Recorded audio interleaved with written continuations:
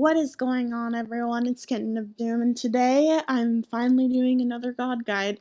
And today I decided to do a God Guide on Hell because she has recently become meta all of a sudden, and we've all kind of forgotten how good she is. So I thought it'd be good to give you guys a God Guide so you can play her in your ranked and casual games. So Hell is the goddess of the underworld, and she is a stance switch god.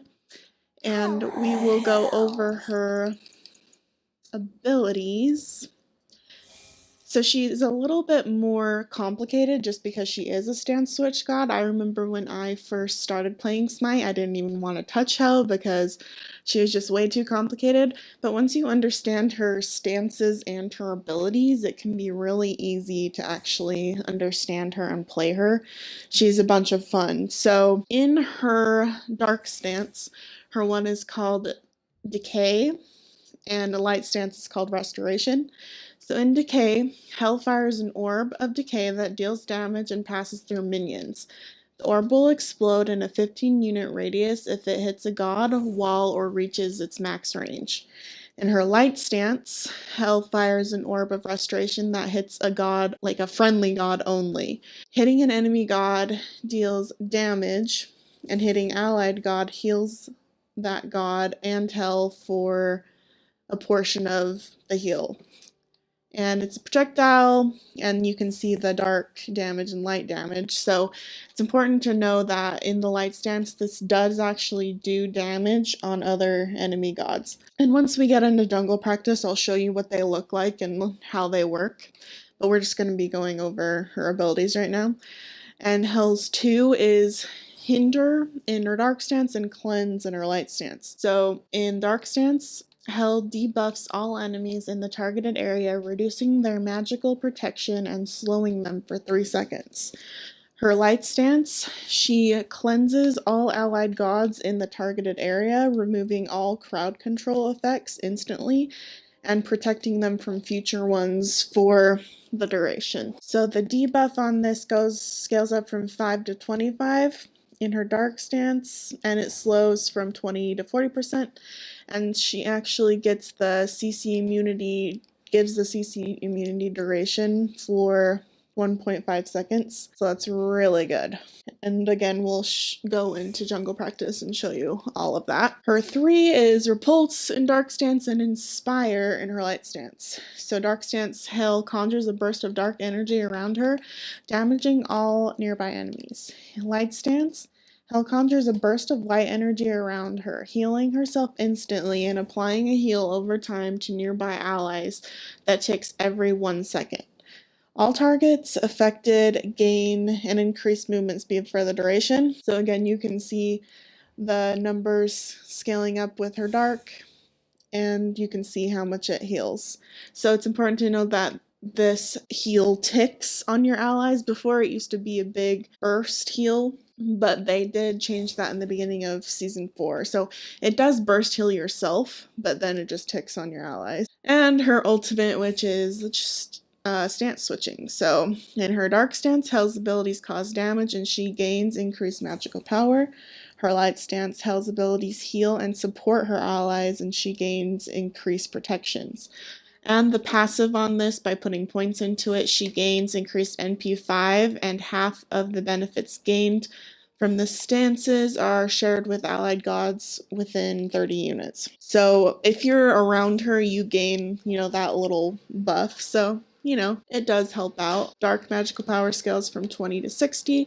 Light magical and physical protection scale from 5 to 25, and the MP5 scales as well. And then she also has her passive, which when Hell is in a stance, she gradually attunes to the strengths of that stance, gaining up to 20% damage in the dark stance and 20% healing in the light stance.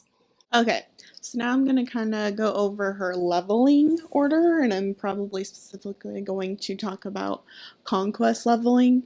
So in my experience, you can either level her 1 or her 3 for level 1 wave clear. Sometimes if I feel like we're gonna just get out pressured, I feel like leveling her 1 would be the play, just because you can clear the wave from a distance and it's a lot safer to do it that way. It is less damage, so it starts with 70 and this is 80. So it's kind of just up to you. If you feel like you can out pressure them, go ahead and get your 3 first. And then your 3 comes with, your big burst heal, so that's another benefit. But if you get your 1, you have to have like your jungler with you and, land that heal on your jungler to gain the heal for both of you. So it's kind of just up to you. But let's just say for this scenario, we're going to just go with our 1 first because we're, getting out cleared and everything. Then I would go into my 3 just for even more lane clear, the heal, everything. And I actually don't even get her 2 for a while until I have some points invested. So if you did get your 1, definitely just max out your 3 just because of the heal and the damage. And then, I'd do something like this. I do like putting a point into her ultimate just to get that passive MP5 and protections and everything. So then we would go into our 3 again, can go into 1, and then obviously if you see some situations where you're actually going to need your cleanse, go ahead and pick that up earlier if you actually need it.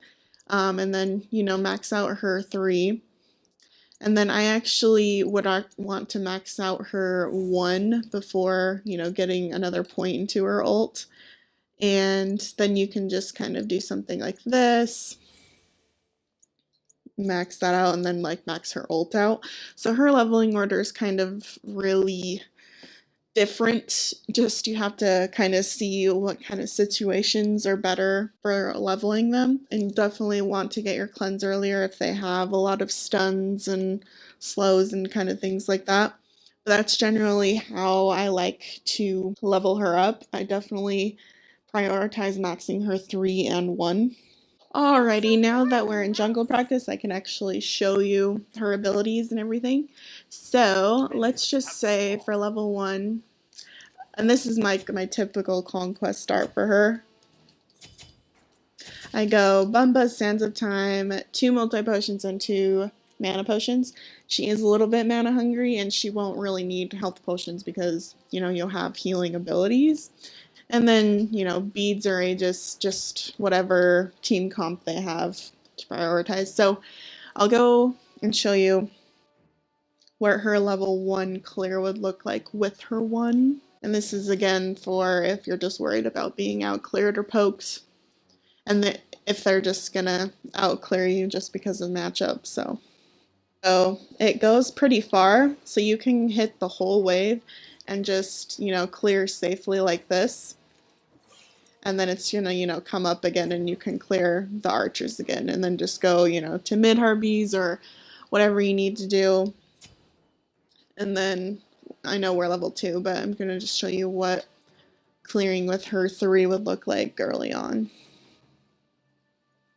So clearing with your 3 is a little bit more risky because you have to like get in the middle of the wave and actually, hit everything like that. And then other enemy gods can actually, take advantage of that and poke you out pretty good. So it's all just up to your preference, to be honest.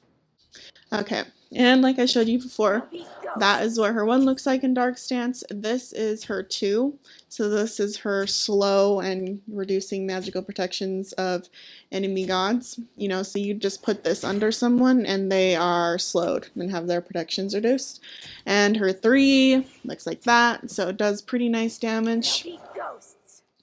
Switching over to Light Stance, it's pretty much, the same. They have the same targeters, but her light 1 looks like that, and this is her cleanse. So when I put this on myself, you're gonna see me go, like that yellow for CC immunity.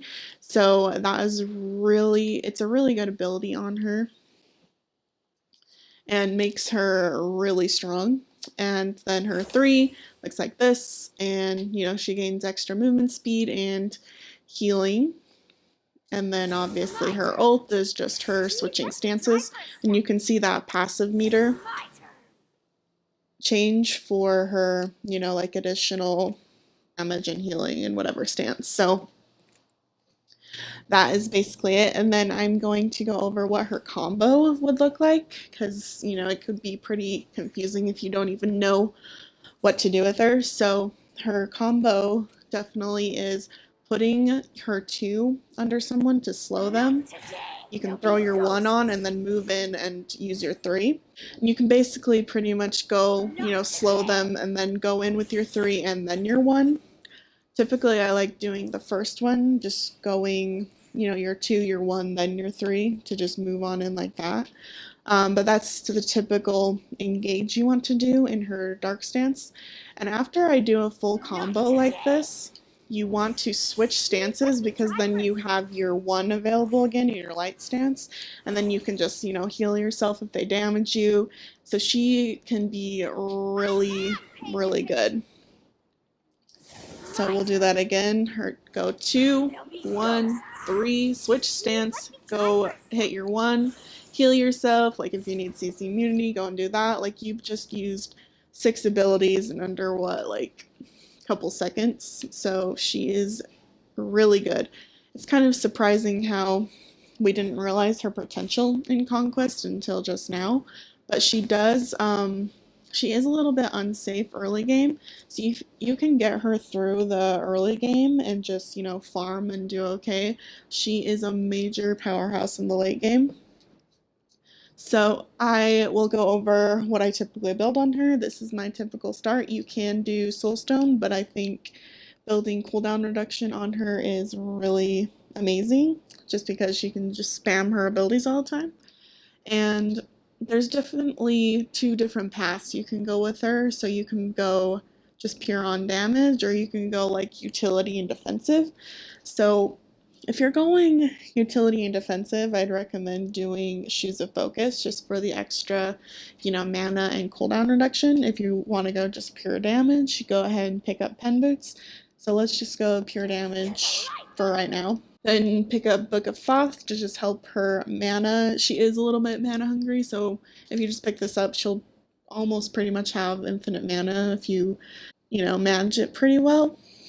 And third item slot, you'd pretty much want to pick up Penetration.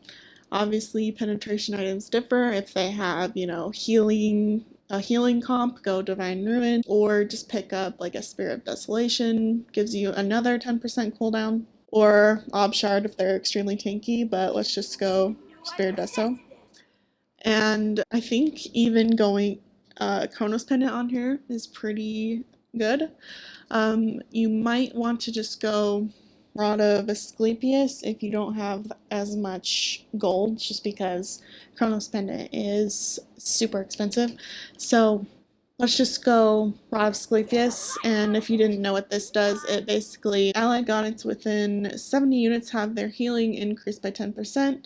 If you are in combat, their healing is increased by additional 10%. So this is really good because she's pretty much going to be in combat healing all the time. And, you know, gives her additional movement speed as well. And then let's pick up Chronos Pendant. Oh, let's see. We gotta sell a starter item. Sell Boombas, get Chronos Pendant, and then pretty much every god or every mage, you want to just round that up with Rod of Tutti for the increased magic power. So this would be pretty much like a pure damage and like 1 utility item for her. Let's just pick up that. And then we'll go over and show damage. So 230 on autos, and this is without Book of Thoth stacked, so she hits insanely hard, pretty much almost 1,000 on her 3, and then her 1 still hits pretty hard, so I think it does just the same amount of damage. And let's do something like the utility defensive kind of thing. So same start, you'd get Shoes of Focus, and I've seen some people pick up Genji's as a second item on her, and I actually tried this in a conquest yesterday, and it actually went extremely well. Like I went 5-0 and they surrendered. So what Genji's is, and Genji's got buffed. So Genji's gives you 150 health, 70 magical protection, 40 MP5, and 10% cooldown. And the passive is really good too, is when you take magical damage from abilities from like enemy gods, your cooldowns are reduced by 3 seconds, and this occurs once every 30 seconds. So you can have crazy amounts of cooldown reduction by building this, and then you're just extra tanky as well. So I think this would actually work pretty much better if they have a magical jungler, kind of like Ao Kuang. So let's pick that up, and then you probably could get Book of Thoth third item, just, you know, helping with mana and everything else. So yeah, let's just do like Book of Thoth, and then you can pick up Rod of Asclepius for extra healing and sell those. And I mean, and then I forgot to mention, instead of Genji's second item, you can do Breastplate if they have just more physicals on their team. It does give you even more cooldown reduction and some mana, so that's another good option if you wanted to go that way. Gem of ISO is actually pretty good on her just because hitting enemies with your abilities slows them, and she already has a slow, so it could make that pretty gross. And then you could even run that out with Rod of Tahuti. So she'd be pretty tanky with this, and you could even, you know, add like Void Stone and other kinds of things like that. But she even does decent amount of damage even with this build, so that's another, you know, path you can go.